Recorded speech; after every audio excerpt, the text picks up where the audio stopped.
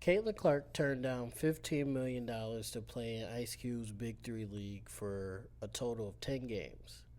Now, the proposal, from what I understand, was Caitlin Clark would play in the Big Three League for 10 games.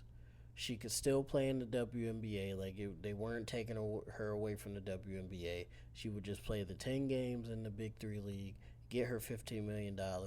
She also would get like partial ownership of like the team that she was on. She would get a percentage of revenue of the Big Three League. Like they gave her a lot. They gave her a lot. They were gonna basically give her the house just to play 10 games. Obviously, it might have spanned into other seasons as well, but base contract was 10 games for the house basically, and she didn't have to leave the WNBA. She could still play in the WNBA, and the Big Three League is just a 3v3 half court league, so I don't think that would have been too taxing for her. Like, obviously, you're playing in two leagues around the same time, so that's going to be tough in general. But for the $15 million, I felt like it was worth it. I did a video. I don't know if it's coming out or not, but I did a video about the potential of her going and what that would have meant for the WNBA and what that would have meant for her and the Big Three League. I thought it would have been extremely beneficial for her to play in the Big Three League because, one, if she plays well, that's publicity for women's basketball and the WNBA. If she doesn't play well, that's again publicity for herself, the WNBA, and women's basketball. I think she would have played relatively decently, like, because she's a shooter and she's never really been a defender anyway, and she's a facilitator.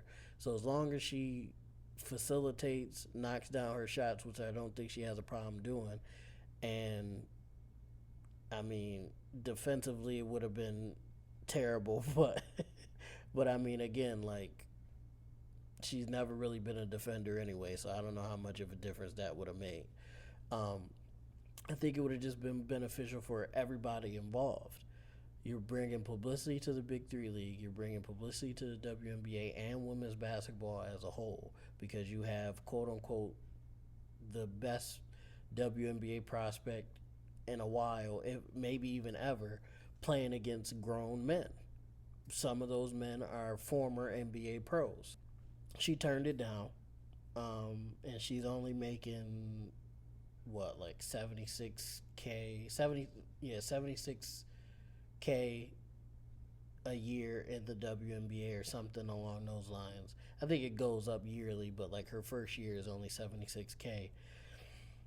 And she turned down $15 million from the Big Three League, but she also got like $20 million from like Nike or something like that. One of those, I think it was Nike, because she got a signature shoe and all of that stuff. And she has a lot of endorsements that she makes a lot of money from. So I'm not saying she is kind of redundant to say she doesn't need $15 million, but maybe she didn't. I don't know because she does have other endorsements, but it's just I would be hard pressed to turn down $15 million even if I had the bread. You know what I'm saying? Like, you don't turn down money if you're trying to make more money. You know what I'm saying? But part of the reason I think she really turned down the Big Three thing is the investigation between the NBA and the Big Three League. I did a video on that as well. I'll probably have it in the description, or you guys can click on it at the end of this video.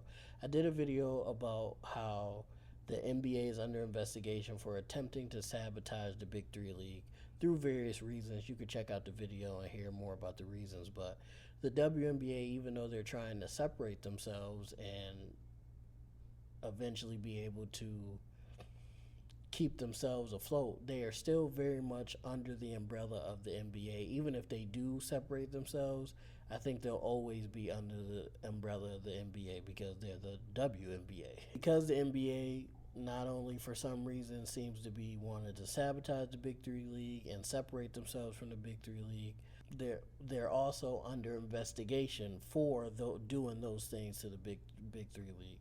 So I think somebody in the WNBA or somebody in the NBA was like, "Hey, Caitlin, don't do that. Don't fucking do that." And It's a shame, really, because like I said in the video, like I feel like the Big Three League could be an umbrella for the NBA. Like like the G League is the development league of the NBA. The NBA is the big time where you want to go. I likened the Big Three League to the retirement home for guys that might not be good enough to be on an NBA roster, but they're still good enough to play at a high level. I feel like the Big Three League is perfect for that because that's what it is now. I just feel like the NBA should open their arms to them. I don't know why they won't. I'm not going to even speculate on why. I talked about it a little bit in the video, but I think that's the real reason why Caitlyn turned down the money. I just feel like it was a missed opportunity for everybody. And you know, I feel like it could still happen one day. Maybe this whole investigation thing blows over eventually, or, you know, the NBA decides to work with the Big Three League one day, and then that opens the door for the WNBA to work with them. I don't know. That's what I'm hoping for. I'm hoping this blows over and we can get those collaborations, and maybe we could get Angel Reese and Caitlin Clark and Diana Taurasi and Brittany Griner and Brianna Stewart and all those players in the Big Three League, or even if it's just retired WNBA players playing in there, like the NBA, like the retired NBA players do. I don't know. I just feel like it was a missed opportunity. Hopefully, um, we can get some resolution to this whole situation eventually. But let me know what you think in the comments down below. Let me know what you guys think of this form of video I've been doing. I've been posting these on like TikTok and shorts and all that stuff. Let me know what you think of these. And most of all, I love you guys. Peace out.